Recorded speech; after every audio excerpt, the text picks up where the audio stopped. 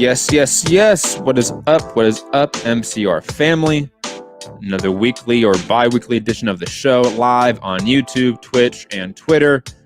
Should be a fun one. We have obviously breaking down the Loma Lopez super fight, the mega fight. God damn, it's finally here. Doesn't feel like it's here.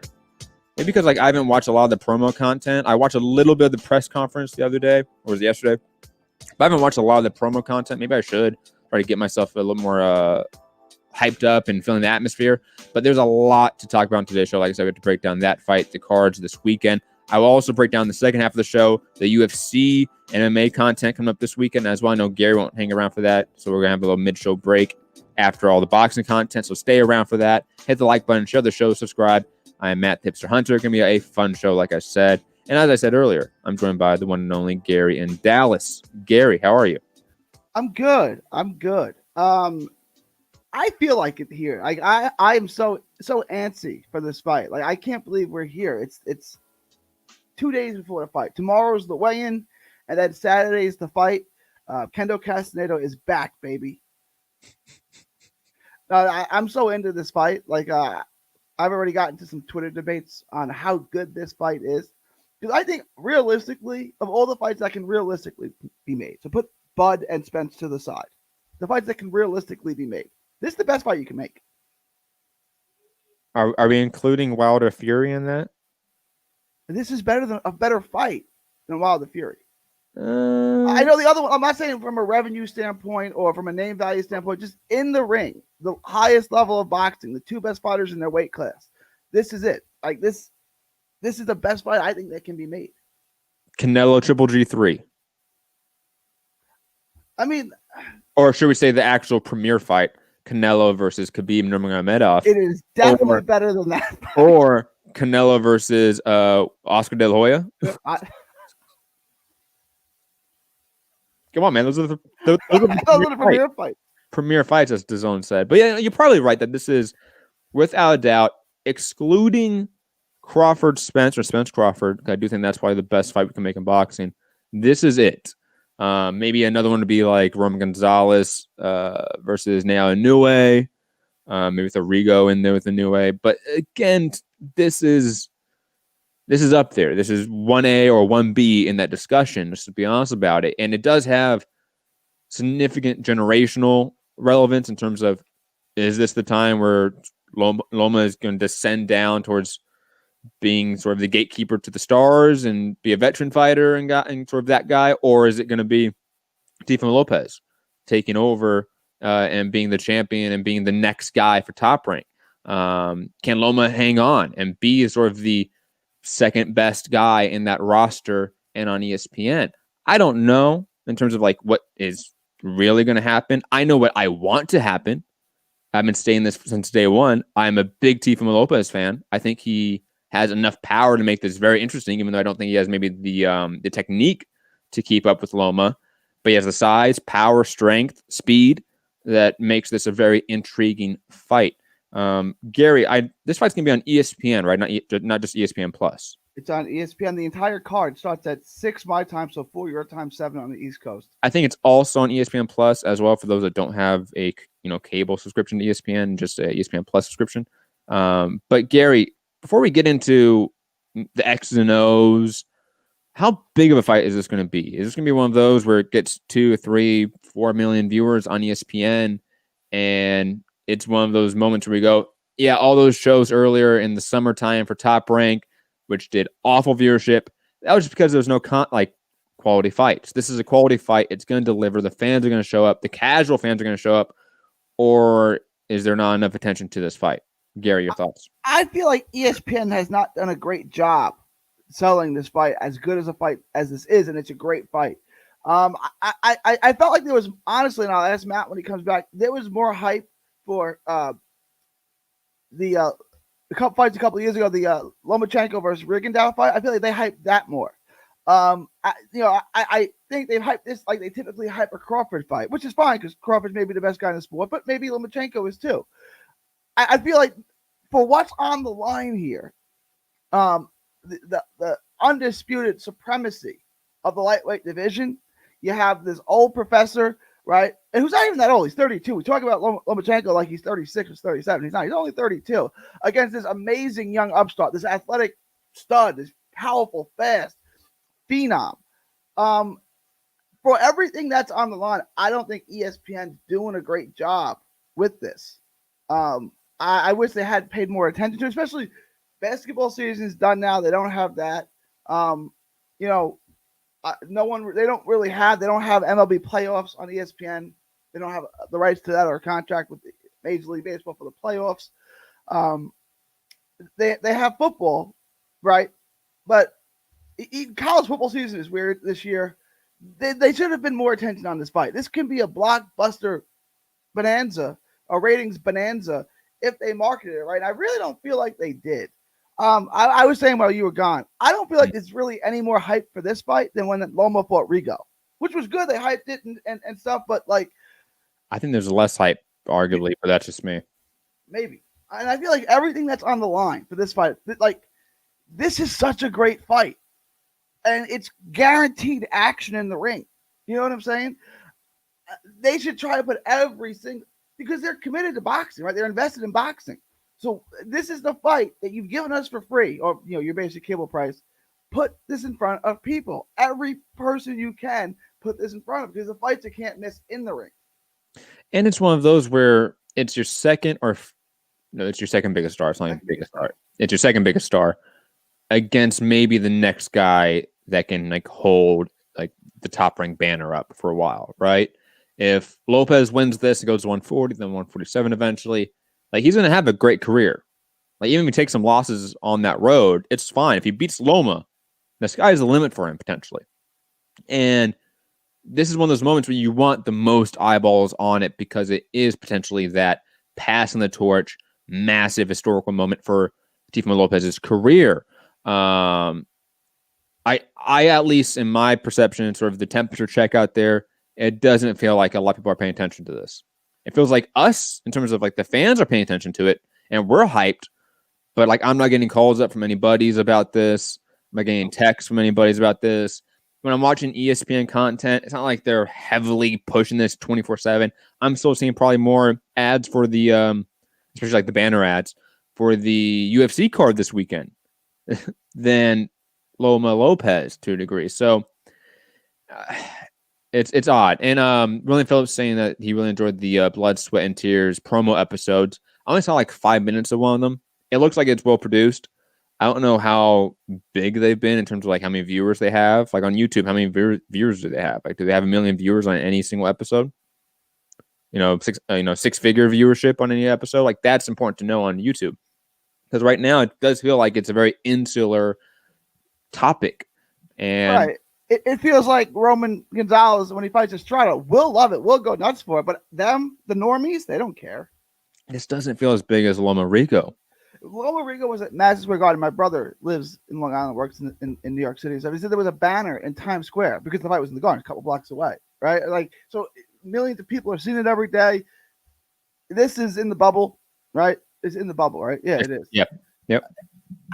But that being said, like, the NBA playoffs are over. ESPN doesn't have baseball, right? They don't have baseball playoffs. I don't know why they're not pushing this. Like, if it's this and baseball playoffs, what's more entertaining for your dollar? Well, what's more, what's more? It's not even close. And I like baseball, but this fight is so good. Like, Scott Brown saying Loma's only popular for the hardcores, but the casuals might show up for nothing else on because Teofimo has been calling him out and they know Loma is good. I think Loma's, at least in terms of his viewership record, has proven to be a really decent draw on ESPN.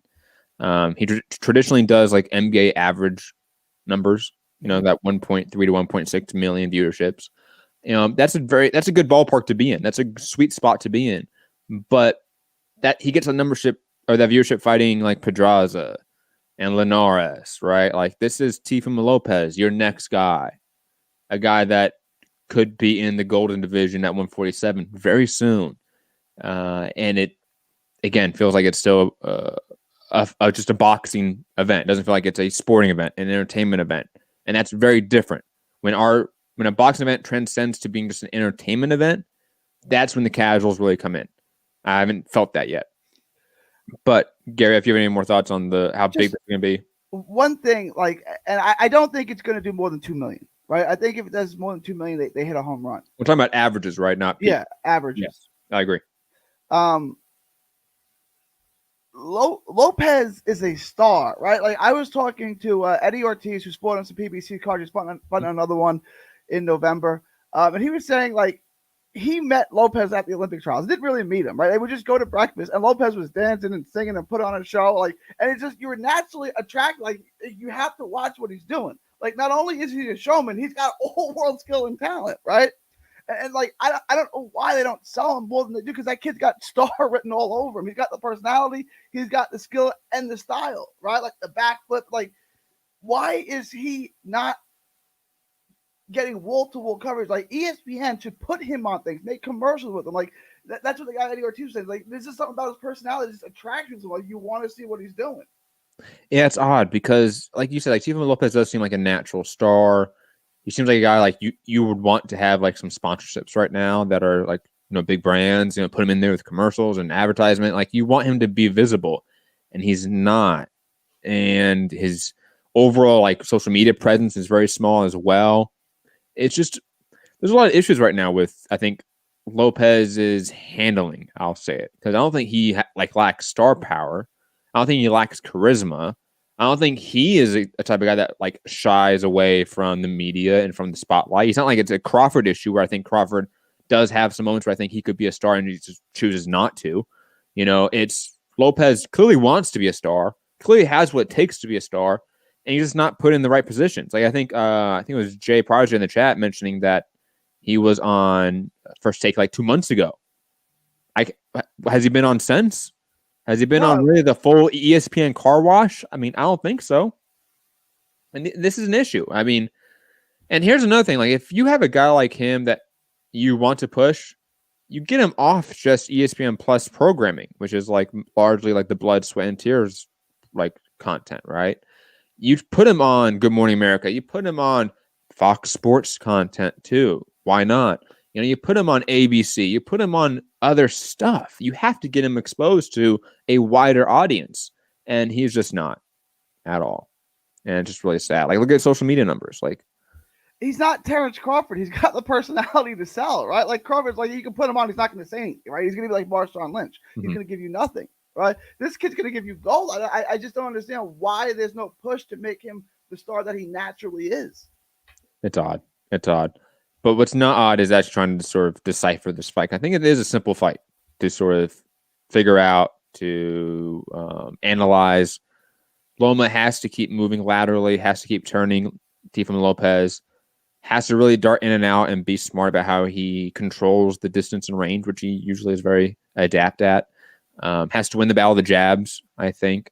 And again, not stay in front of the bigger, stronger Teofimo Lopez. I know that's probably just an easy thing to say, but as we've seen, especially if you watch any of the sparring that Teofimo Lopez did with Rigo, he's pretty good at hanging with skilled defensive boxers. Teofimo Lopez is maybe not the best at in sort of lateral movement and in terms of boxing skill, and especially in regards to like Loma or Rigo, who he sparred. I don't know if you watched that video. Did you see that video that went viral? Yeah, that was interesting.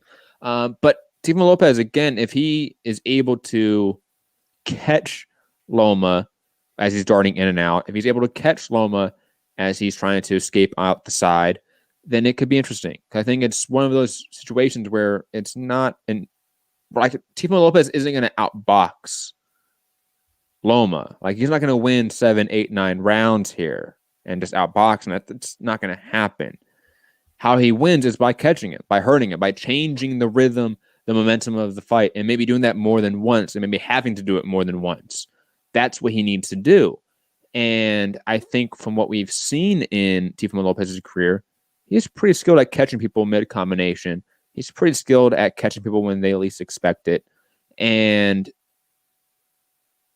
I fall back to, I think Teofimo Lopez is going to catch Loma either that one time to put him out or enough times to sort of change the equation. Gary, your thoughts on who wins, the X's and O's, all that stuff? So I like the way you broke it down, right? Like if this is a chess match, if this is high speed chess, Lomachenko wins because he can't, right? So I kind of compare Lopez, Teofimo Lopez, to the Greek freak in basketball. It's like he's just so physically awesome. Like, what do you do with him, right? Like, I mean, there may be flaws in it, right? Like his jump shot may be weird. Like there may be flaws, but you still can't stop it. So what are you gonna do about it, right? He's so physically awesome. Like I binge watched a bunch of his fights last night. He does not jab enough. Loma has to out jab him. He has to win the fight with his jab. He has to land combination, just get out of the way, right? Because Lopez is such a physical force, right? Mm-hmm. I mean, he was equally as strong or stronger as Combe, who we all think is a beast for the division, right? So, I mean, not only is he the faster guy, the stronger guy, the quicker guy, the more powerful guy, even though he's only 23, 24, he's physically more manly and has more strength than Loma. He's going to be able to push Loma around, and he's naturally bigger too. Loma's got to make this thing in that same way that I would say Usyk fights AJ, although AJ doesn't have the reflexes and speed, right? He has to get in, turn around, get out. He's got to keep the jab going. He has to just keep touching him. We've not really seen Teofimo Lopez really get tested. In a lot of ways, he's a victim of his own success. He blows everybody out. The one guy he didn't blow out was Nakatani, and he won the fight. I know there are haters out there who say, oh, Nakatani won. Okay. Nakatani did better than expected. He won maybe 3 rounds in that fight, and he did good. I think Nakatani's decent. Like his length and his size could give people problems. He didn't win the fight, not even close. But I never saw any adjustments in Lopez, right? Like he just kind of did the same thing. Now, there's an upside and a downside. It's a learning experience, right? He learned that he can't knock every single person out. He can't just steamroll every person because he couldn't do it to Nakatani. So now he knows he can go 12 rounds. Was that 10 or 12? I think it was 10, right? But I can look up right fast. He knows he can go. He knows he can go deep in the fight. But what adjustments did he make? You know what I'm saying? That's like there's upside and downsides to being tested by Nakatani. I didn't see anything else, right? Like Loma, every guy he's fought at 135 who's a real guy. That's Pedraza, that's Campbell, and who am I missing? Linares. Mm-hmm. They've all given him trouble in spots. He's come back, adjusted, knocked down, knocked out, or hurt badly each of those guys, and won convincingly. So we know that we know that Lomachenko can make those adjustments, right? The only question is none of those guys, and those guys are good. Campbell, Linares, and Pedraza. They're really good. They don't offer what this guy has. You know what I'm saying? Those guys are good. Like Mickey said in Rocky 3, this guy will kill you to death inside of 3 rounds, right? This guy is different. I don't know if Loma is physically strong enough or what he does can keep Lopez off of him. If he can keep him uncomfortable, keep him from just opening up on him, he'll win the fight. If he can't match right, Lopez is eventually going to catch him, and it's good night for Loma. You know, I'm trying to remember, has there ever been a fight in Loma's career where he's been consistently pushed to where the sort of tempo of the fight is he's on the back foot consistently? He has to be the defensive guy. I don't think so. I think, largely speaking, he's a guy that has been traditionally more of an offensive fighter. Like Loma's defense really comes out when he is pressing guys on the ropes and he has all the room to maneuver, to slip under, to create angles, right, and just beat you up. He does his best defensive work there. I think traditionally he hasn't really been a guy that's had to be on the back foot, had to sort of circle the ring over and over again. Like, I wonder if this fight will end up looking a little bit like Usyk Gassiev in a way, where like Loma has to keep circling and just like that's his game plan for the whole fight and he can just do it.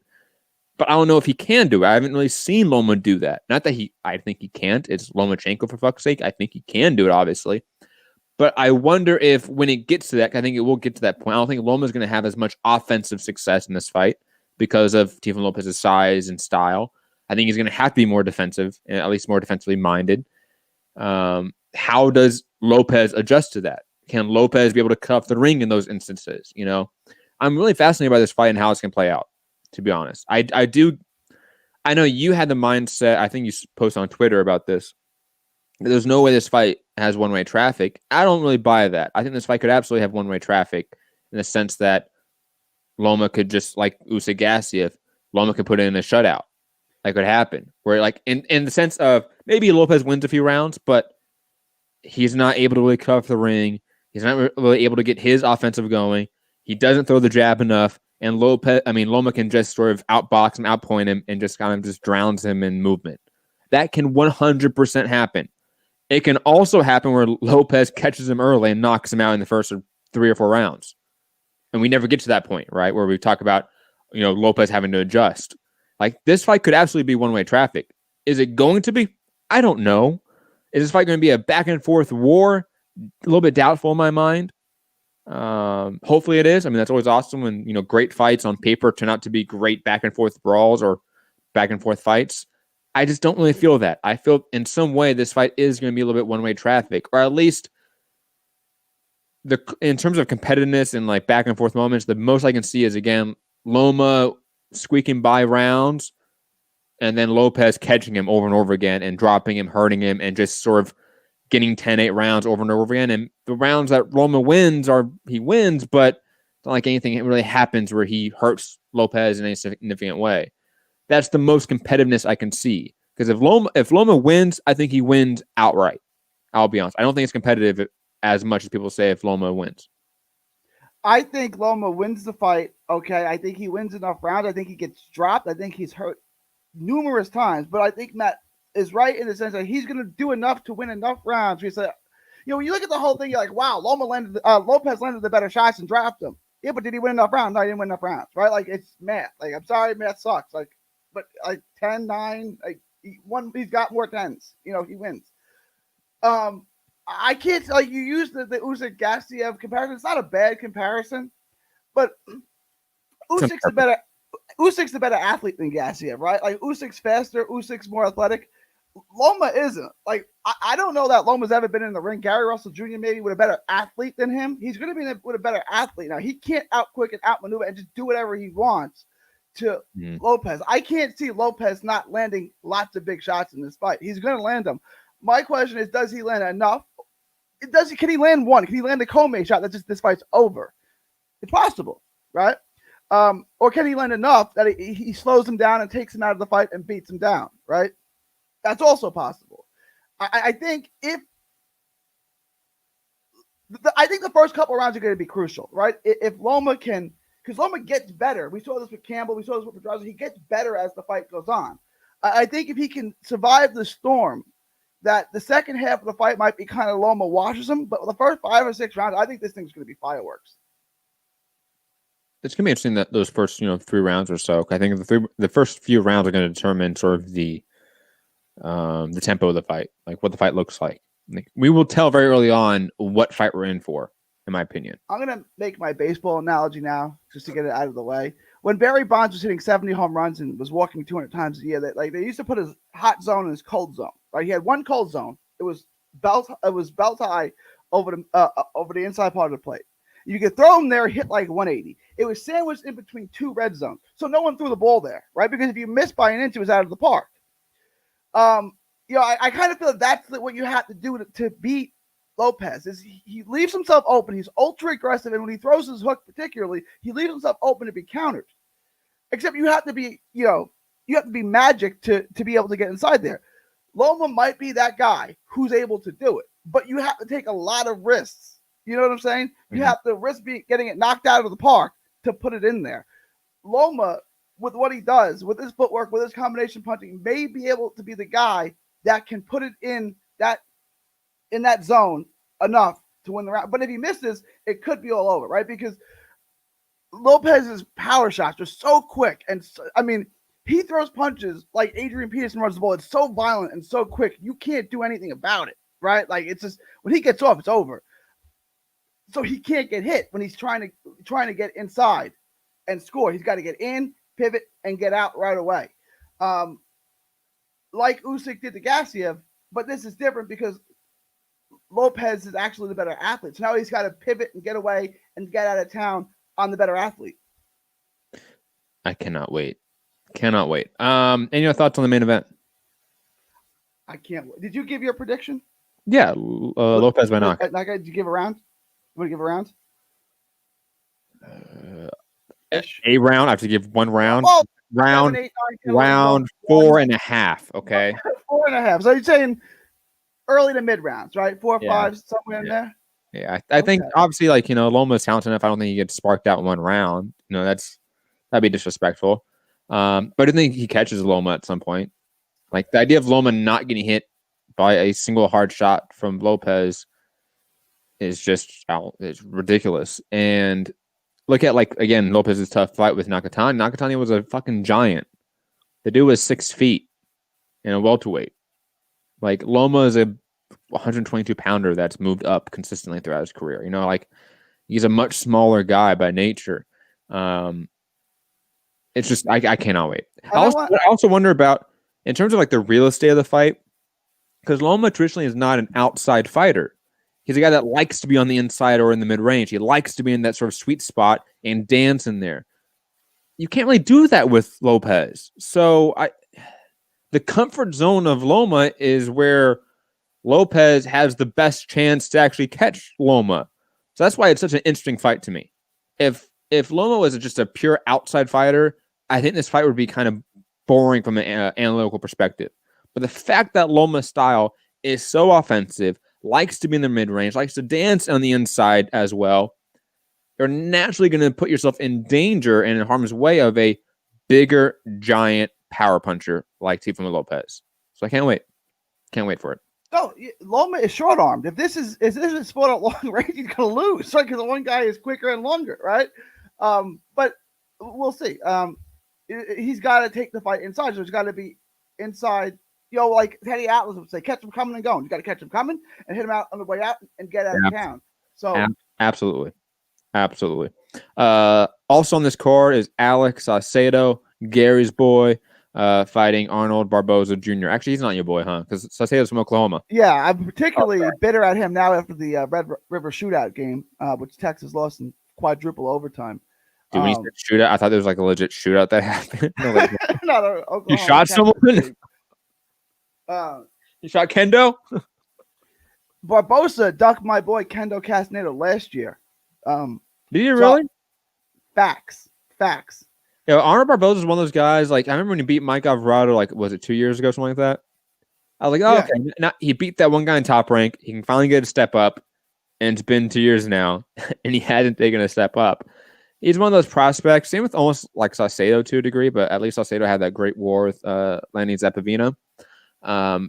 Barboza's that like top rank prospect that kind of just stuck at like rank number 30 worldwide and like doesn't move up, stays fighting really past their prime veterans or people we've never heard of, and racks up 25 fights. Like that, I hate that. I hate that so much. This is going to be a fun fight, right? I don't know how good these guys are. I don't think either of them are world beaters. I think Kendo Castaneda wrecks both of them.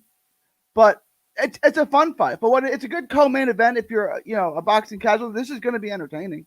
I'd probably lean towards Barboza, but he's not defensively good either. Yeah, I'm leaning Saucedo. I think Saucedo's so flawed defensively. Like he gets hit way too much. Yeah, but so is Barboza. You're right. He does. I mean, they're kind of the same fighter. Like that's why it's going to be kind of fun because both guys are like almost mirror images of each other. I just think Saucedo has been a little more like battle tested. Like even though he lost that fight with Lenny Zappavino, that's the type of war where like I always now trust your manhood to a degree, right? Like if you're going to fight another tough guy, I'm kind of going to side with you to a degree because Arnold Barboza has not really fought a tough guy. I don't count, battle tested, yeah. I don't count old ass Mike Alvarado as a battle test. I just don't. I can't. You know what story he beat? He beat up like I don't think he's got any other names besides that. I thought he beat like one other old guy up. But anyways, Josue Vargas versus your boy Kendo Castaneda as well in this card. I'm picking Kendo. I think Kendo's decent, but I like Josue Vargas. I think he's underrated. I think he's a little bit underrated. Kendo calls him 7-11 Vargas because everyone he fights has a record of 7-11. So we're calling him Josue 7-11 Vargas. I think Kendo stops him late. I think he wears him down and breaks him down. That's not even true though. That's the sad part. All of his last 1, 2, 3, 4, 5, 6, 7, 8. His last 8 fights, Josue Vargas, are all people with winning records. Is that right? Yeah. I didn't. All right. I mean, they're against nobodies. We're still going to call him 7-Eleven. Even if it's not factually correct, we're I sticking with think that. Kendo's probably going to just overwhelm him at some point because Kendo, even though he's not the most skilled, I think he's a little bit of a bruiser. He comes in with good pressure, good volume, and he has decent pop. And I don't think Jose Vargas can really handle pressure that well. That's probably why I'm picking Kendo.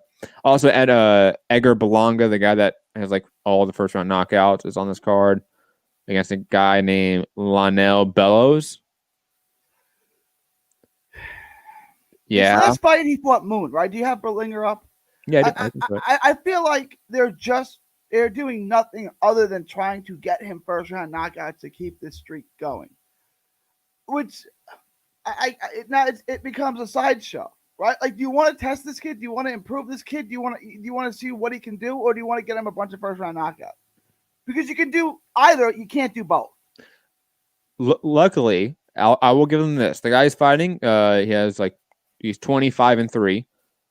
All 5 losses, not by knockout. Okay. So, allegedly this guy's tough. He hasn't been finished. That's good because all of his other guys, like you said, if you look through the resumes, they're guys that have been traditionally just knocked out over and over again. Jay Project in the chat saying that Lionel is a Mayweather Promotions guy. He does look a little bit familiar, especially since I've spent some time in that gym. And he's fought some people, or at least like in fights where I think maybe I've seen him in. But digressing. Edgar Belonga, he's a guy that has a lot of hype. I'm not sold in any way yet, to be honest. That's about it for this card in terms of people that I know. Gary, do you know anyone else on this card? Want me to name them off? Yeah, I want to run through. Josue Enrique Duretes Vivas versus John Vincent Molde. I mean, he's a name. He's a guy that gets beat up a lot. He's got a lot of fights, right?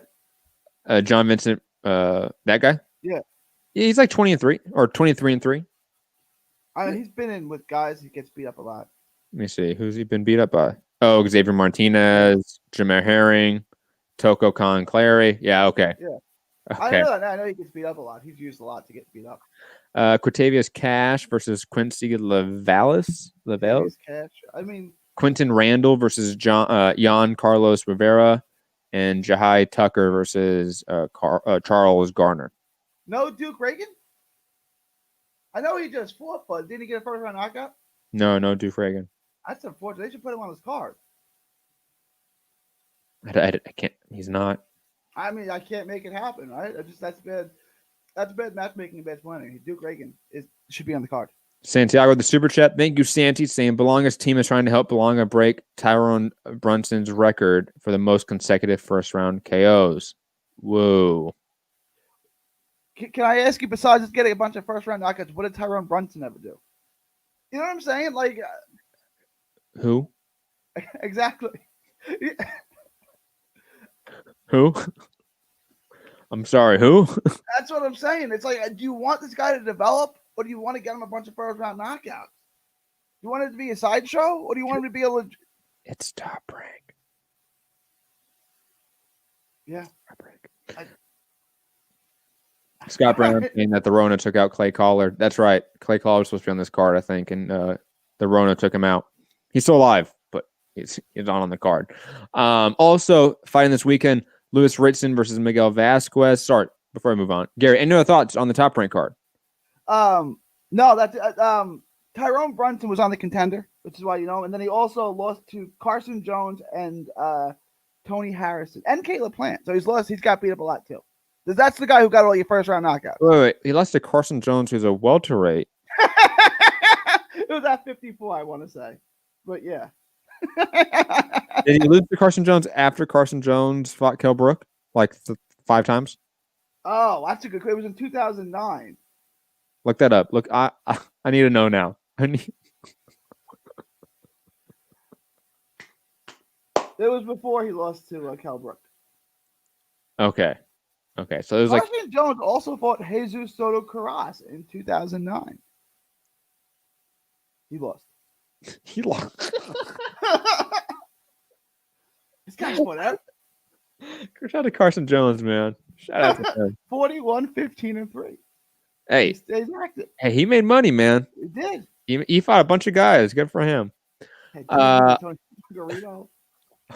Also this weekend, guys, on Saturday in the UK, Lewis Richardson versus Miguel Vasquez, Thomas Patrick Ward versus Thomas Samba, Quays Ashfaq. I don't know these people. I'll be honest. I know obviously Lewis Richardson and Thomas Patrick Ward. Obviously Miguel Vasquez, I know he's been around fucking forever. I like this fight for Lewis Richardson, I'll be honest. Maybe that's harsh in terms of like where I kind of rate him, but I kind of view that he should fight these sort of either past their prime veterans or regional guys. That's who Lewis Richardson should be fighting. And Miguel Vasquez is a quintessential past their prime guy that's been used to fight everyone in boxing. Shouldn't Richardson fight Cletus Seldon in a phone booth? Like, shouldn't we just do that now? Is Cletus Seldon fighting still? I mean, yeah, he's with Star Boxing. They really haven't been able to get him a fight, but he fought right before the pandemic. He fought the same day that Mikey Garcia fought Jesse Vargas, but on a smaller card in New York. Hold on, I gotta look it up. What's happening with Cletus Seldon?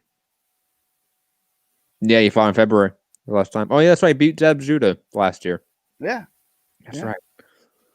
Oh, God, sure, I wouldn't mind that. Fight in a phone booth. It has to be in a phone booth, or it doesn't count. So let's stand there and slug each other. I love Cletus Seldon, but he's the only guy that when he's fighting on the inside misses power shots by like 10 inches. Like, how did you're standing right here with him? How did you miss him by that much? But I like Cletus Seldon. I like that guy can hit. He would knock Amir Khan out cold. So would a lot of people, though. Hey, that's not a huge bench. There's a reason Amir Khan doesn't fight anymore, guys. Because he gets knocked out cold. Yes, the dude made $5 million to fight Crawford. He could still fight and make money if people would let him, and he would let himself. But the dude's tired of being unconscious. That's it for the fights this weekend, I think. Right? Is there any other events this weekend? No, it's Thomas Patrick Ward. If you don't know who that is, he's really good. Oh, he is good. So check that out. You know, the Richardson fight's going to be fun, but I'm guessing that's the co-main Thomas Patrick Ward fight. Mm-hmm. Make sure you check that one out. He's a good fighter. Problem with him, man, like, dude, like, what is he doing? Like, this is gonna be his 30th fight. Like, what are you doing? You're like, it's not like you're in a stacked division where there's a ton of guys to fight, so you just have to like take that many fights to work your way up. The dude's a super bantamweight. Yeah. Like, to me, I don't understand like why the massive slow burn for this guy and slow roll for this guy. It just makes no sense to me. Like, he's fighting people that are like 10 and 12 recently too. Like, it just makes no sense to me. He's good, and he's clearly, in terms of talent level, above the domestic level. Why is he still fighting domestic level guys largely? He beat my boy Jesse Hernandez on a ShowBox card. Now I'm looking at it now. That was back in February of last year, of 2019. It's a year and a half, and since then he's fought 3 guys with a combined record of just over 500. Like, I don't know why he's fighting these type of guys. He should be. I mean, Jesse Hernandez was a highly touted prospect from Fort Worth. He was a highly touted prospect for a while. And Thomas Patrick Ward beat him up. Like, I don't know why he's fighting this level of guys. Now he's fighting another guy who's 10 and 6. And I get like he's not like a knockout guy. Like, he has like 5. Like 4 knockouts. Yeah, like he doesn't have a lot of knockouts, but he is talented. Like, he's fun to watch. Like, in a division where like Stephen Fulton gets like a lot of praise and hype, like Thomas Patrick Ward should get a little bit of hype and praise, in my opinion. Like, he's a really talented boxer. Like, he's gonna be a perennial like top 15-ish guy at the very least. So, like, where's his Chucky Flores? Have him fight Chucky Flores. Let's see how he does. You know what I'm saying? Like, what's it with these 500 guys and guys with 10 losses? The last 3 guys he fought have all had at least 10 losses. Like, I mean, there's nothing wrong with those guys, but you're 30 fights in now. It's time to pick it up, especially after you beat Jesse Hernandez. Like, it's time to get going. Absolutely. He's 26. It's time to start moving. He's 26, yeah. Yeah. Yeah. It's time. Like, what are you waiting for? He's going to have his 30th fucking professional fight. For all the people that complain about, like, Deontay Wilder's resume, right? You got to complain about people like this, too. Like, why aren't they being pushed? Like, it just makes no fucking sense. But yeah, I like the Moses Flores call out. Maybe like, fuck it. Where's Gavin McDonald? That's a UK name. Yeah, that's been on the world stage, but clearly a little bit past his prime. Where's Gavin McDonald at? Like, you can still make a UK fight You know what I mean? Like, you don't even need to like go across the aisle or like make it difficult. Like, there's plenty of guys for you to fight near you in your weight class. That makes complete sense and forwards your career. But anyways, moving on from that, Gary, any other thoughts on fights this weekend? Do we have any other cards this weekend too? Or is that it? That's it. I think that's it. Okay, let's get to the news this weekend. There's not much news, guys, so don't worry. But we do have to talk about Demetrius Andrade fighting the one and only Dusty Harrison. Gary. You guys are all laughing at this. Dusty Harrison. Walk me off the ledge, man. Walk me off the ledge. Let me walk you off the ledge. It wasn't that long ago. I guess it was 6-7 years ago now. Dusty Harrison was a premier prospect in the sport, right? Like, he's from DC. He was supposed to be like that. I think he's in the Headbangers gym. I think. Don't quote me, I'm pretty sure he is. He was supposed to be a really, really good fighter. And then he fought the legendary Mike Dallas Jr. in DC. And I don't know if I even saw the fight. I know they both got knocked down, but he got a beneficial decision. And then they disappeared for about 3 years. Look, Harrison has skills. Will he ever develop into what he was supposed to? Probably not. But he's not a guy that has no skill that got here like randomly. Like, Dusty Harrison Hernandez is his name, right? Yes. It's good. Like, he has skills. It just never really came together for him. But if you look at him, he was really highly touted for, he was one of those prospects where they expected to pan out and he just never did. So look, he's going to lose, but he's not a terrible fighter. Like, he's got skills. You got to beat Mike Dallas Jr. That's all I'm saying. Now he got a draw. I don't remember the fight. I know he fought Mike Dallas Jr. and Mike Dallas Jr. And reminding everyone, but everyone thought Dallas Jr. won. Reminding everyone, fought Mike Dallas Jr. at 147. Right? I would think so. No, yeah. I know. I have it right here for me. Mike Dallas Jr. obviously this year lost to Adonis Ugas, just to remind people, right? That's who Mike Dallas Jr. is, for those that maybe don't remember who he is. Dusty Hernandez Harrison, his last fight, you know what he weighed in as? A light heavyweight. He fought the bully Joe Saunders when Saunders fought. He fought a guy named Les Sherrington at light heavyweight at 174 pounds. Obviously, he's fighting Andrade at middleweight, 2 weight classes above a division where he was a prospect at. Let's not forget, right? Dude, this is bad. So what you're telling me is that Dusty Harrison can fight anywhere from light heavyweight to welterweight, right? He can just go up and down the weight classes seamlessly. So he's this generation's Henry Armstrong. That's what you're telling me? No, that's I'm telling you that, dude, this guy's gonna come in really heavy, really out of shape, and get not beat up, because that's not what Andrade does, but get outpointed for 12 rounds in a very boring fight. That's what's gonna happen here. Do you remember Dusty Harrison? Do you remember that name at all? Yes. Okay. I remember the Thomas Lomachenko fight too. Like, there was a couple fights like Angel Hernandez. I remember as well. I don't remember if I remember anything else, but those 3 in particular, I remember quite well. Yeah, like, he was a good prospect. Like, he wasn't like, and good prospect not in the way like Jared Enos is. Like, he was a Joet Gonzalez. Really good. But that's a decent comparison, right? Yeah. That's a fine. That's all right. And especially when I give Joet Gonzalez some hate, like, I think he's more of that sort of level of prospect. And he had the draw with Mike Dallas Jr. Not like he disappeared right after that. He had another fight against Thomas Lomachenko and won. And Thomas Lomachenko isn't a bad opponent. He's someone that in the domestic U.S. scene, you know him. And he just the Lomachenko fight came after the Dallas fight. Yes. And then he went away for 3 years? Yes. I'm not trying to sound funny. Was it a promotional issue? Did he go to jail? I'm not trying to sound funny. What kept him? Because he was gone for a long time. I can probably hit up somebody that like knows this stuff a lot more than me and see what it is. But the added weight probably implies some sort of like some sort of like gutter moment, so to speak, right? Like, that's what it feels like. Maybe substance abuse. Like, I don't know what it was, but for you to disappear for 3 years and come back at a weight class that is 30 pounds heavier, most likely you're on something in that 3 years time, and you kind of been trying to get off of it, right? Whether it's alcohol, like whatever it may be, like that happens a lot. I don't think it was promotional issues. I don't remember it being promotional issues, but I can look into it. I'll see what it was. But again, the added 30 pounds is a huge red flag for me.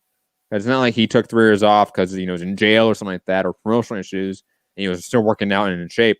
The dude came back 30 pounds heavier. That's the biggest red flag you can have in a sport like boxing. I just want to know the meeting that went down that said, let's get Dusty Harrison Hernandez. Like, who? That guy? That guy still fights? Like, yeah, he's only 27. How old is he? He can't be old, right? Like, he's not that old. He just disappeared for a long time. Oh, let me type it. I'm typing up to shout out to Naota Boxing. I don't know you know who Naota is, do you? He's a guy that has been on boxing podcasts for a long time. Follow him on Twitter at Naota Box. He is one of the best experts when it comes to like lower weight classes, in my opinion. Really, really a wealth of boxing information. I'm asking him if he remembers why Dusty Harrison took 3 years off. But back to Andrade, I think we've shit on Dusty Harrison enough because honestly, it's not like it's Dusty Harrison's fault for doing this and taking this fight. It's Andrade's fault. It's Matchroom's fault. It's DAZN's fault. You have literally your first Matchroom USA guy is Demetrius Andrade. What have they done with him? He was the first DAZN signee. What have they done with them? They have Triple G. They have Billy Joe Saunders. They have Callum Smith. They have who else? Who else do they have? They could get Sergey Derevchenko for fuck's sake. They don't already. There's plenty of people they could throw in there with Andrade and make competitive, interesting fights. They don't, and they give us this shit over and over and over again. What are you doing with Andrade's career? Like, well, they got Dusty Harrison Hernandez now, so I think maybe that has something to do because if you look at him, he's got all the same tattoos and he does have a similarity in look to Aaron Hernandez. So maybe they just, maybe he went into hiding for a while, right? Till that all got straightened out. Same name, same tattoos. They kind of look alike. I'm not saying they're dead ringers for each other, but there's certainly a resemblance. Maybe with the extra 30 pounds, it might be even closer. Yeah. Because that's all, like, Dusty Harrison just a little bit skinnier version. I'm not going to get to that. So bad. So bad, Gary. I just, like, how aren't, like, Andrade fans, if he has fans, like, marching on Matchroom US headquarters in New York right now? How is this just being allowed to happen? Where you're throwing away this guy's career in essence. Or not throwing away. You're just wasting it. You're wasting his career for no reason. And again, I'm not going to take Andrade out of the crosshairs here. This was a guy that avoided a fight with Derevchenko in 2017. I remember there was negotiations for that fight, and he backed off. Mm-hmm. There's negotiations, I think, for a Jamel Charlo fight back in 2014 that he backed off as well. There's been negotiations for some big fights, and he's just not really tried. And when it comes to his DAZN run, whenever I've asked his promoter on the record for this, he says, oh, they just don't want to fight him. They're scared to fight him. What? Like, that's not a valid excuse. Because your excuse is these other, top elite world level guys that I promote are scared of this other guy I promote. Like, that's just, stupid. Like, no one believes you, Eddie Hearn. And, like, it also just doesn't make sense. It just fundamentally doesn't make sense. Like, no one believes that Triple G is scared of Andrade. You're just not making it financially viable. That's right? It is. Like, you're not.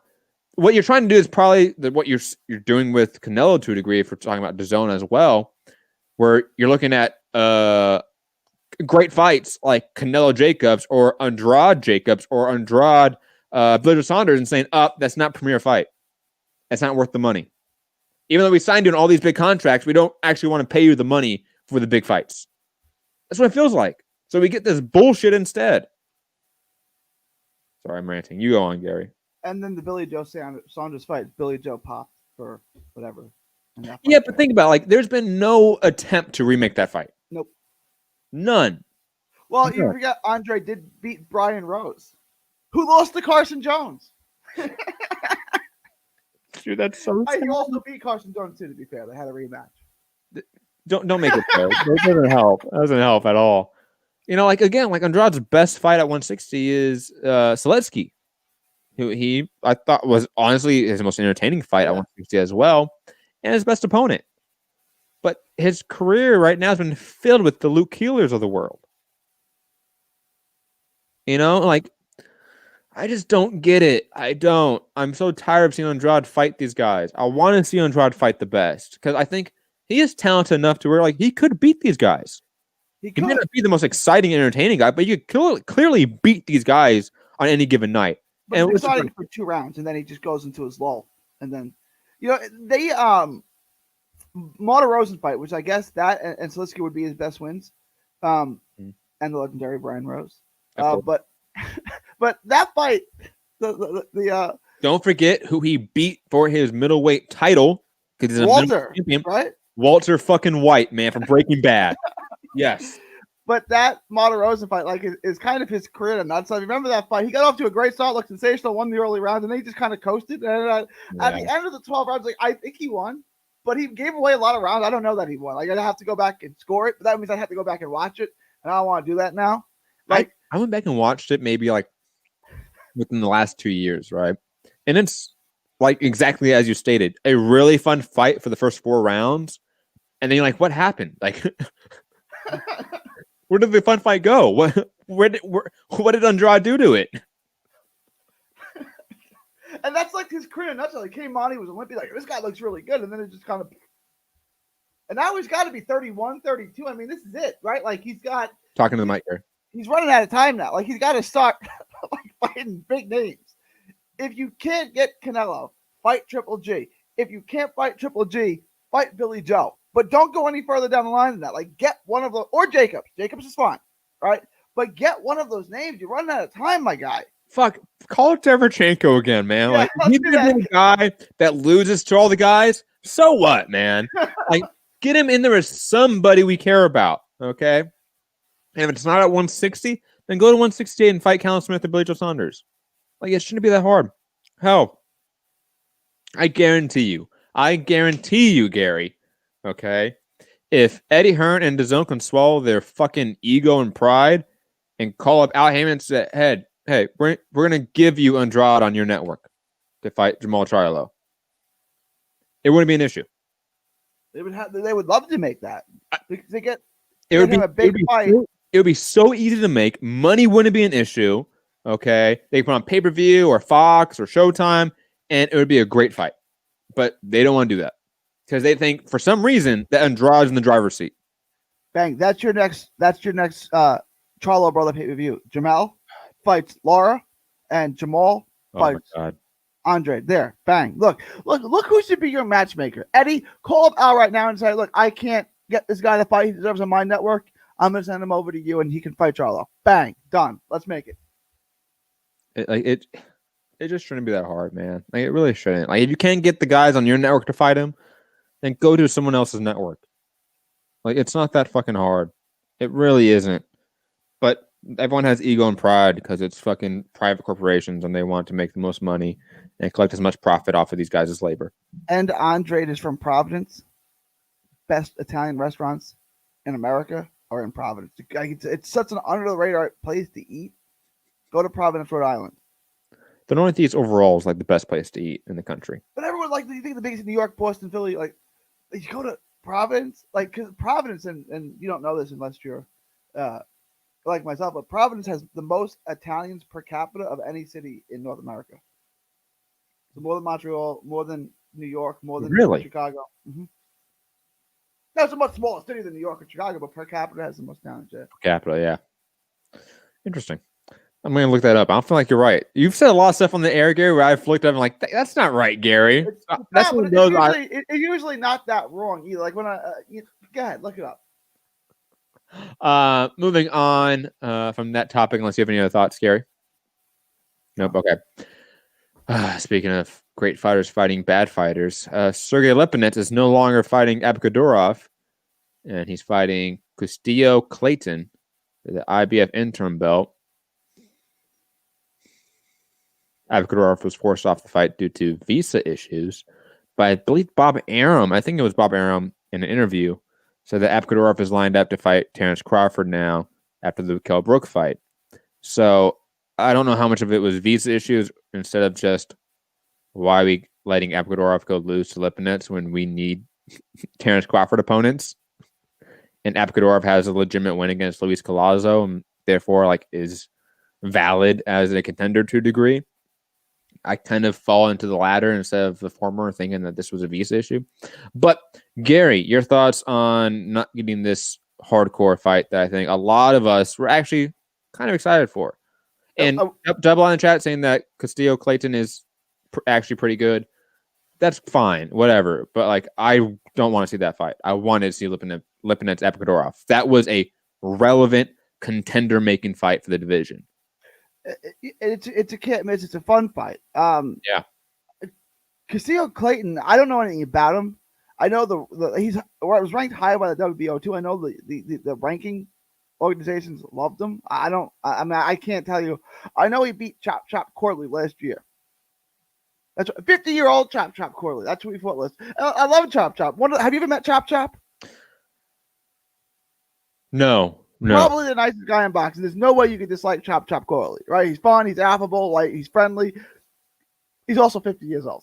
He was good back in the 90s, but this is 2020 now. And he fought him last year. He beat up Johan Perez too.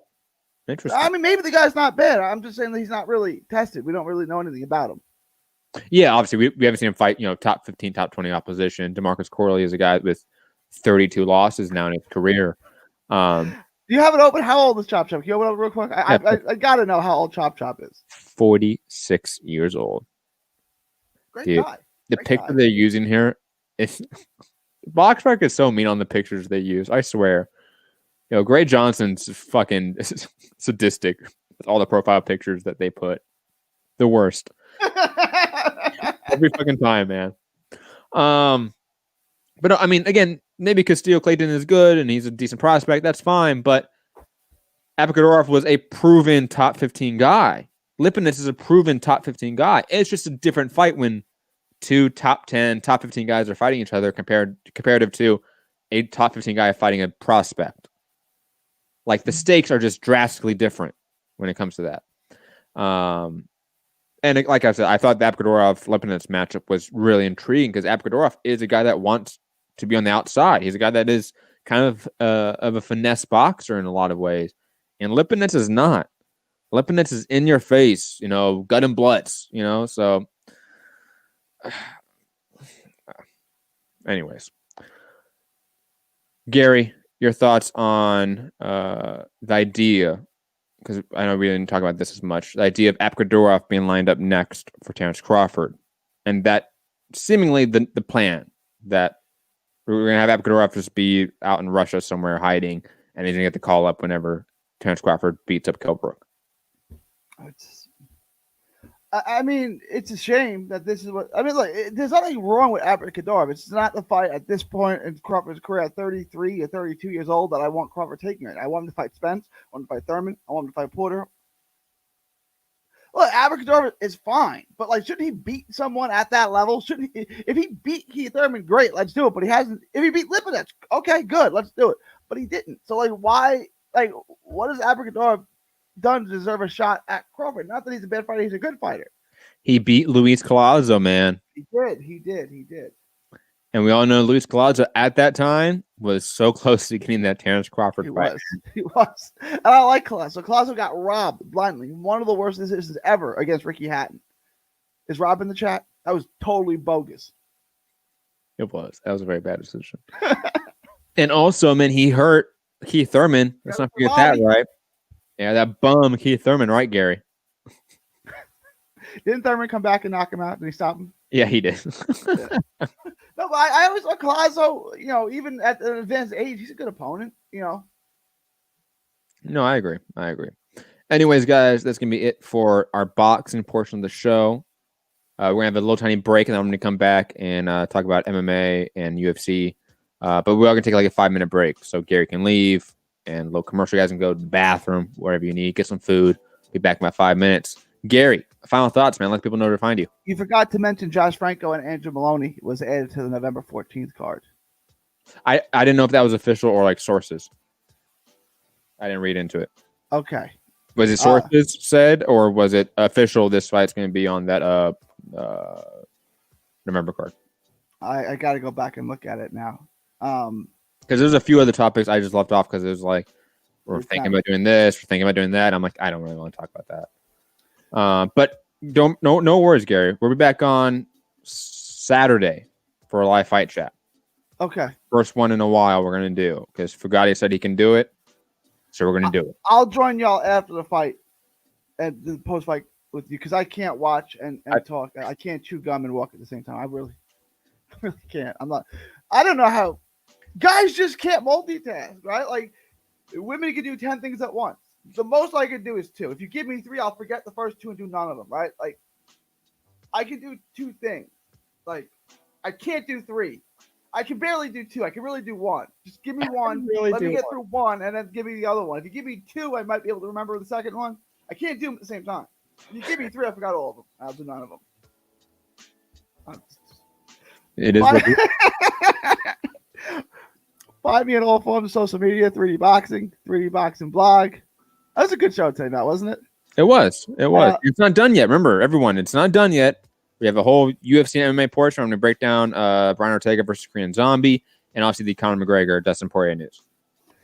And I'm going to go watch playoff baseball, I guess, because I got nothing else to do.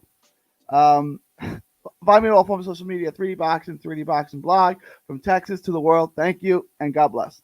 See ya, Gary. And just want to remind everyone that over at Trending Now Network on YouTube and Twitch, we have our new political show, General Strike Podcast. I believe we should have one probably Saturday, I would assume, with me and Foogatti, since Foogatti will have, I think, the day off that day. So expect a Trending Now General Strike Podcast episode on Saturday, as well as the live fight chat. And also History of Socialism episode, technically 2, even though it's episode 3 that's been produced and released, is coming out this week as well, guys. So stay tuned for that. Have a great day if you're not going to stay with us, and stay safe. Be back in about 5 minutes. Peace.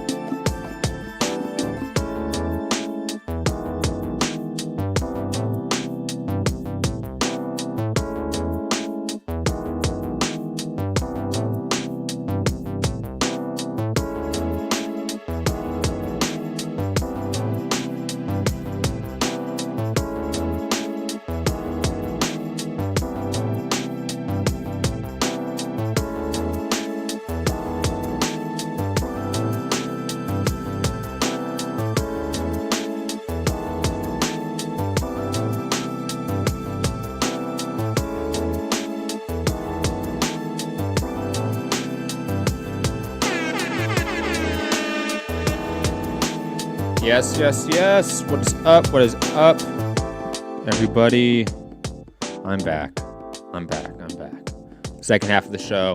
Also, I have been doing more morning shows lately, by the way, for Trending Now Network, and they're kind of just like hanging out and chatting, playing videos on YouTube and stuff like that, just hanging out. So if you guys want to join me for those, I will do another one tomorrow morning at, I have to hold myself to this time, I guess, at, let's say, 10:30 a.m. Pacific Standard Time. I'll be live on Trending Now Network on YouTube, Twitch, and obviously my Twitter account as well will be live.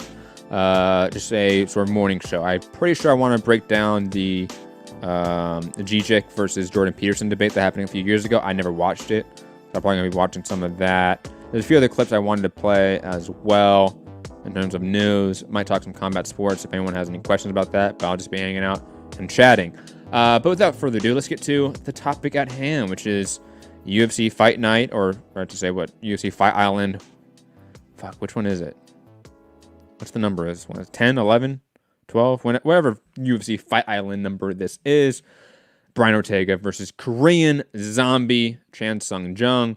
I love this fight, and surprisingly, one of the few videos I did on this channel that really like almost went viral in a sense. Like I think we got like 40,000 views or 50,000 views on the video I did when I announced this, the fight last year, right when they were first going to make it and it got canceled.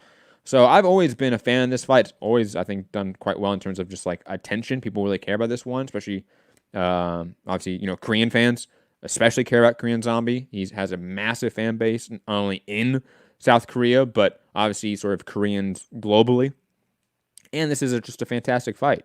This is one of those fights where realistically, it can go back and forth. You could see finishes for either guy in a variety of ways, both on the ground and standing up. This could be a all-out war, sort of fight of the year contender. Like, no matter what, though, this is going to be exciting. Like, either it's going to be Korean Zombie beating him up, or Ortega beating up Korean Zombie, or it's them beating up each other for 25 minutes. No matter what we get, this fight is going to be absolutely bananas. I mean, I think from a sort of X and O's perspective, Korean Zombie is the better boxer. I think he throws his jab better. I think he, in terms of going to the body more, I think in terms of his volume, all things that are just better than Brian Ortega in terms of boxing ability. I think Ortega probably has more power than Korean Zombie, but that's largely doesn't matter because I think Korean Zombie has enough power to where that differential factor doesn't really factor in. Like the fact that maybe Brian Ortega has more power than Korean Zombie, it doesn't matter because it's just a very marginal difference. And also, God, from a ground game perspective, both guys are explosive grapplers, where their scrambles, their sort of submission attempts are violent, are quick, are expeditious efforts. Like, it's just really impressive to see both guys work in any facet of the game, to be quite honest. I've always been a massive fanboy, honestly, of Korean Zombie. And I've always liked Brian Ortega. I've always thought he, especially even after the Max Holloway fight, got way too much shit for just being outboxed by the better boxer. And that happens, like especially in MMA, if you concede to a fight that you're not better at, which he kind of did. He conceded the ground to Holloway by just boxing with him. He didn't work in the clinch. He didn't work for takedowns. He didn't work his grappling. And then guess what? It's going to be very hard to beat you in that case. That's why I'm kind of leaning towards Korean Zombie in this fight, because Korean Zombie, in terms of strategy and tactics, has always been better than Brian Ortega. Like, Korean Zombie knows what he's good at, and he knows what he's better at than his opponent. And his ability to capitalize on those moments is just far better than Brian Ortega. Ortega tends to wait, tends to be a little more too patient for my liking. That's why he gets a lot of late fight finishes, because he just waits and waits and waits to sort of capitalize on moments where he could have capitalized on earlier.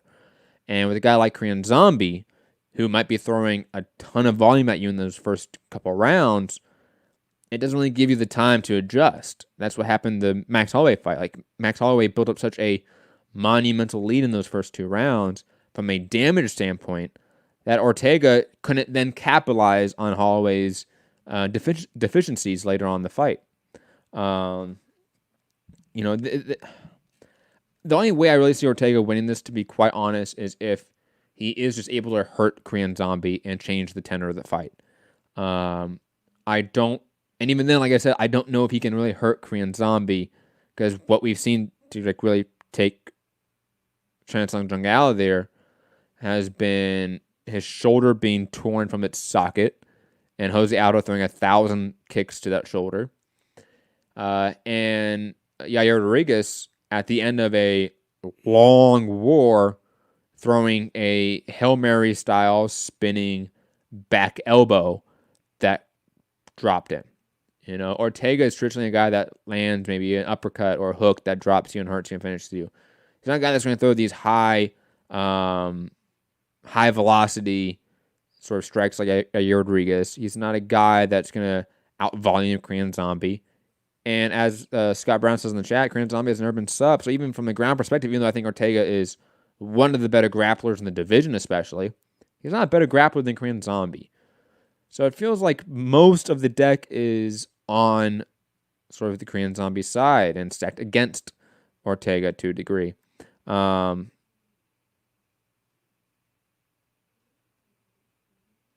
reading the chat a little bit. I'm seeing some comments. I think that, again, Ortega's ability to catch him is what he needs here. And I don't know if he has the ability to truly catch Korean Zombie. Fascinating fight, especially, and the longer it goes, can Ortega turn it around? Fascinated by that. What do you mean, Jay Project saying not a better grappler? Huh? Talking to me? I don't think Ortega's a better grappler than Korean Zombie. Is that a controversial statement? The guy that pulled off twister submissions, I think, is universally regarded as the better submission artist. And especially when, you look at a guy like, let's say, Dustin Poirier, who I think is very similar to Brian Ortega. What did Korean Zombie do to him? Beat him up and then submit him. At some level, I think we're going to see Korean Zombie have a lot of success in this fight. Not dominant, but I think he's going to have far more success than Brian Ortega. He's going to hurt Brian Ortega at parts of the fight and maybe get a submission. That's not unlikely, especially as the fight it goes into the 4th or 5th round. If Ortega's beat up, it's very possible for Korean Zombie to sort of drag him down and submit a tired, beat up Brian Ortega. Just my opinion. Scott Brown saying, I think Ortega's stand-up is going to get exposed again. I think his issue is that he just doesn't throw enough, man. He doesn't throw in volume, throws in single shots. You can't really have, in my opinion, at least MMA, good boxing if you're not throwing combination. If you're not throwing in 2s and 3s and 4s, and your shot selection is varied, you're going up and down with your shots. If you're not doing those things, then you don't really have good boxing in MMA. You might have decent striking in MMA, but you're not really the great boxer. And that's kind of where Ortega sits, where he clearly has the power, the sort of the athleticism, the speed, to where if you fine tune it, he will be a better striker and a better boxer. I don't know if he's done that. We haven't seen him in 2 years. And as he's talked about, he's changed out his entire training camp, coaches and everything. He has new coaches, new everything. So I don't know what Ortega's going to look like to some degree. He's a little bit of a question mark here with this layoff. While Korean Zombie has lost 1 fight since he's come back from his mandatory service in the military. And that one loss, like I said, was the Hail Mary shot from Yair Rodriguez in a fight that Korean Zombie was winning.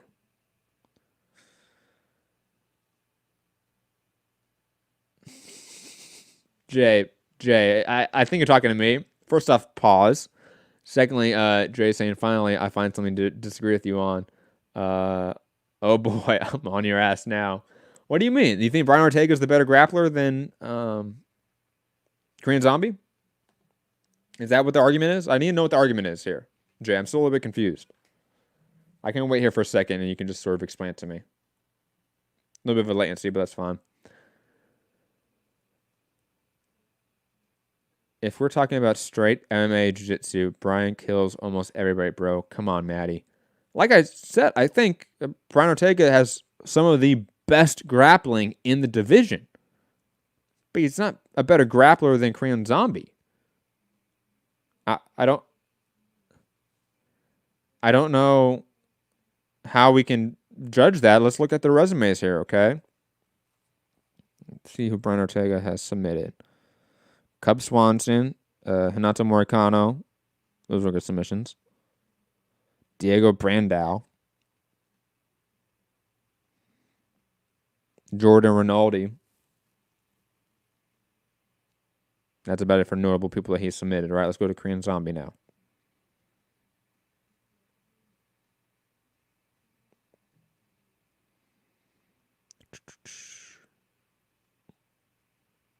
He didn't submit Moricano. He knocked him out in one round, by the way. I just want to point that out. Dustin Poirier. Leonard Garcia. I mean, you're right about this, Trey. I'll give you this. Okay, from a pure wins perspective, Brian Ortega has more wins and better wins via submission. Okay, I will absolutely agree with you on that. That's just like on paper, you're absolutely right about that. In terms of like technical ability and grappling, I think Korean Zombie's better. And it's not like I'm like the most well-versed grappler when it comes to this conversation. I'm not. You guys know that. Like I did Gracie Barra in high school, but it's not like I wasn't even blue belt, I want to say.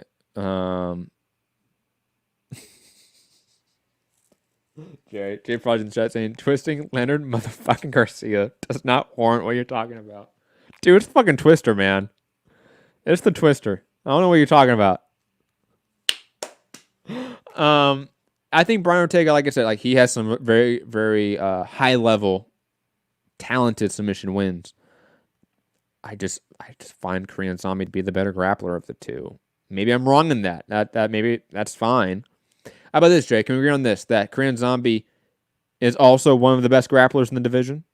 Can we agree on that? Can we agree like these are two of the best grapplers in the division? Yeah, is that something we agree about? And just like who's one and who's two? See if we can find some middle ground. Scott Brown saying only Aldo has outstruck Korean Zombie.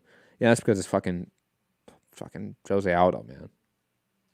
The best featherweight of all time. Top 5 all time as well.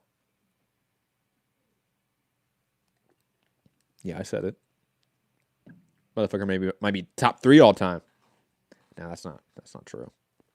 Top 5, yeah. Yeah, top 5. Come on, Jay. Okay, 100%. We agree on that. Perfect. That's cool. I might be wrong in saying that he's the best grappler in the division. He's better than Brian Ortega. Maybe I'm wrong in that. But they're definitely two of the best. And it might be one of those situations where, like, the striking, the difference is marginal. Right? To where... And that's why this fight's, I think, largely so interesting, is that, like, yes, Korean Zombie, in theory, is the better striker. And let's say, to use Jay's theory, that Ortega, in theory, is the better grappler than Korean Zombie. But the difference is very marginal. Both guys are extremely, extremely exciting, extremely violent in their styles. And I don't see any sort of dynamic between the two that results in a bad fight. That just makes no sense.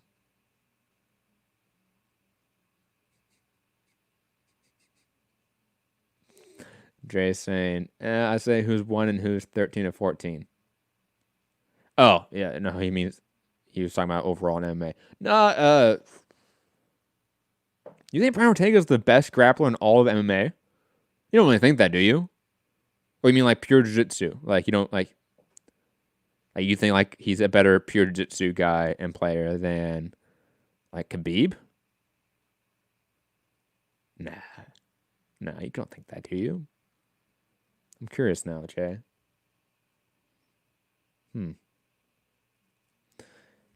Anyways, what else do we have on this card? Let me pull up the card right now. Jessica Andrade is going to beat up Caitlin Trigogan so fucking bad.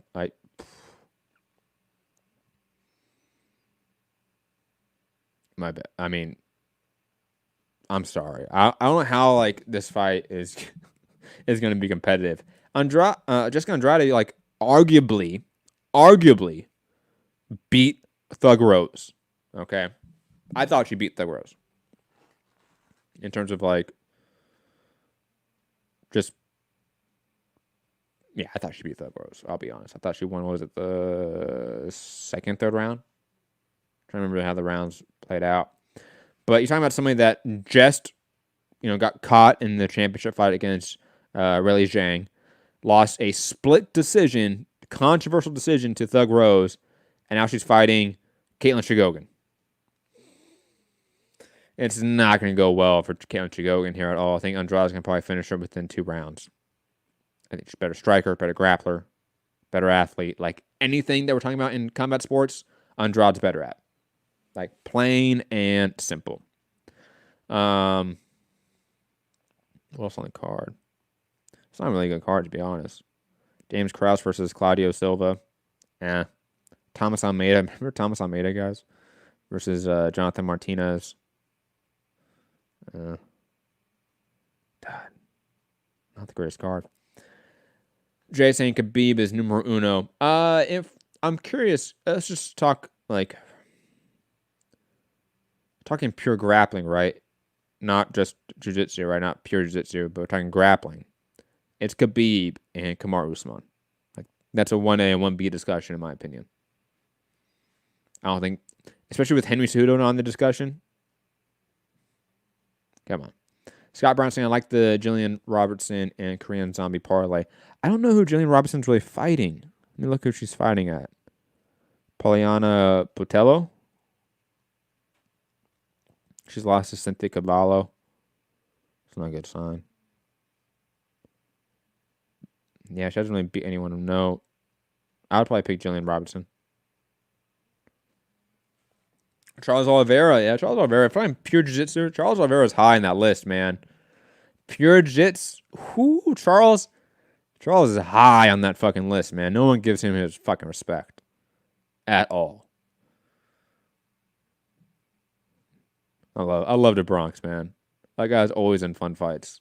And like he is that like quintessential Brazilian fighter. Like he puts in some really weird fights in there as well. I remember what's his name? Rusimar Paharis. Remember that guy? The leg lock guy? Oh my god. Oh shit. Some of those fighters are so fucking crazy. Let's talk though about this Conor McGregor story.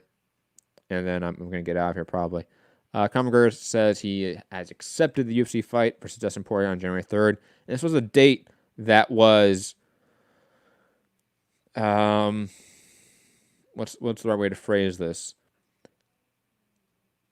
Dana White, when offering this fight to Conor McGregor, said it could only be on this date. That was sort of a demand he had and sort of a strong arm attempt by the UFC. And there has been this sort of feud between Dana White and Conor McGregor for the last few months or so, it seems.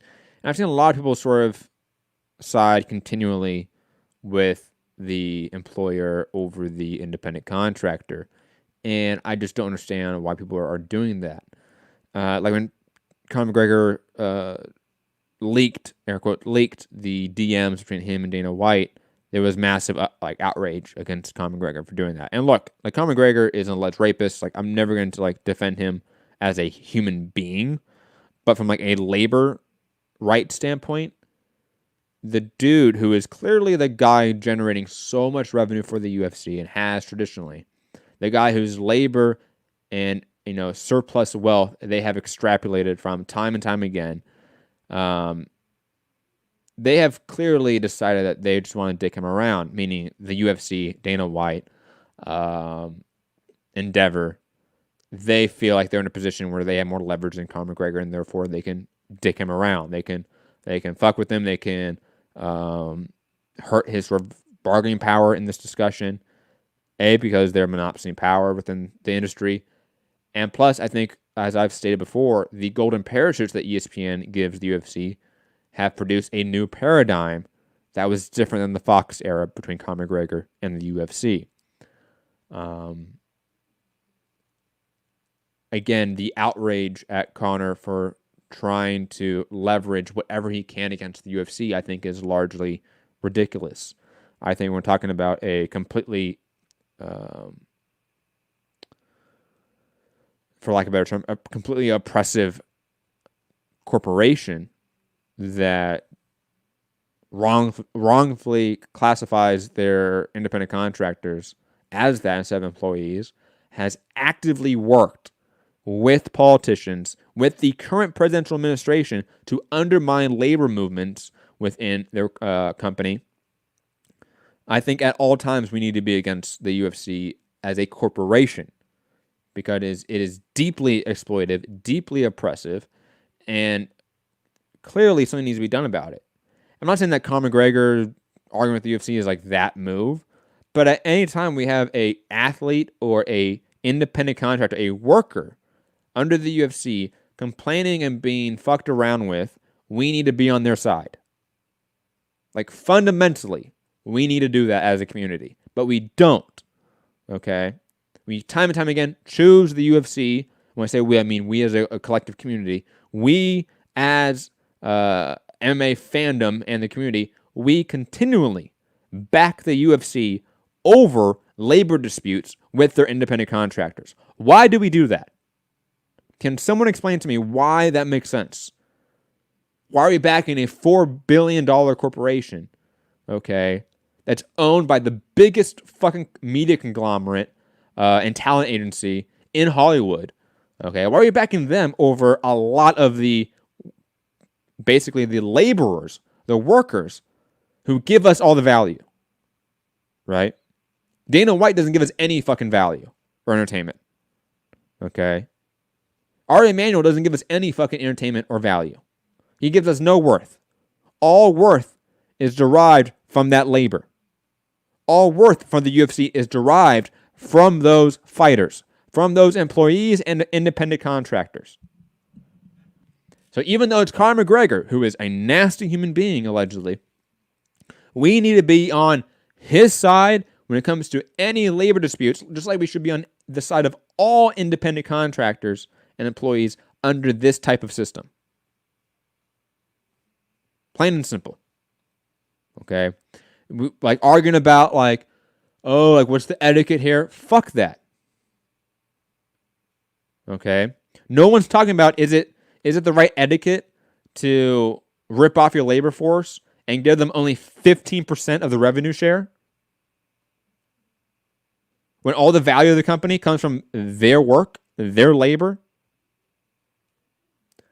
You know, I just feel like a lot of people in the community, they heard Conor McGregor and they wanted to shit on it. And I get it, because I've shit on Conor McGregor a ton of times. But in this instance, no. We need to be on his side, just like we need to be on the side of all of the fighters and independent contractors within the UFC. Anytime any single one of them attempts to flex their muscle and to leverage the UFC in any way, we need to be automatically on their side. Sorry. I don't see any other way around it.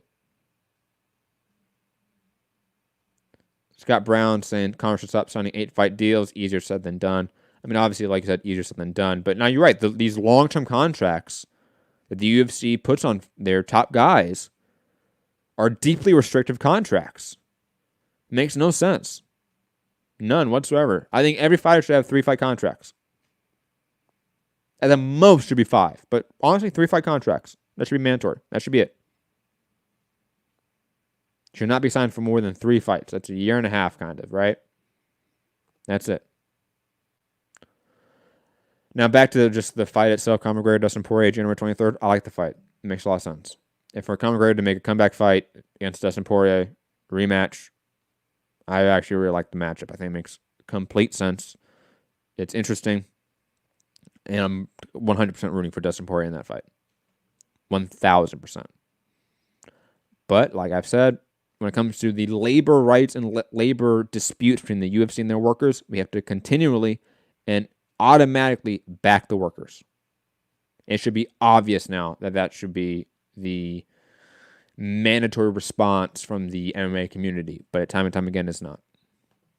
Last topic, and then we're going to head out here, guys. Peter Yan, it looks like he's going to fight Aljamain Sterling per Dana White. It's the fight, or at least Aljamain Sterling is the guy that should have been getting the call for a championship a long time ago.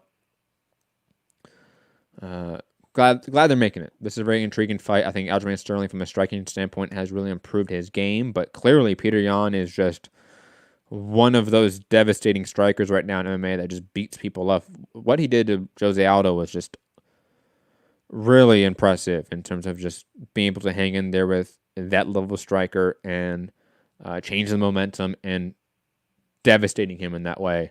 That was just really impressive. That made me a believer in Peter Yan in ways that I haven't been before. So I'm intrigued by this matchup. I think Aljamain Sterling, from a grappling perspective, is far better than Peter Yan. So I'm really intrigued by that matchup, to be quite honest. But ladies and gentlemen, that's gonna be it for today's show. I'll be back on tomorrow morning, 10:30 a.m. Pacific Standard Time, on Trending Now Network. On Trending Now Network on YouTube and Twitch. Matt Hunter MCR on Twitter. We'll be live on all 3 platforms as we usually are, like we are right now. And you guys have a great day, great evening, great night. Stay safe out there. And remember, at all times, fuck the police and free Palestine.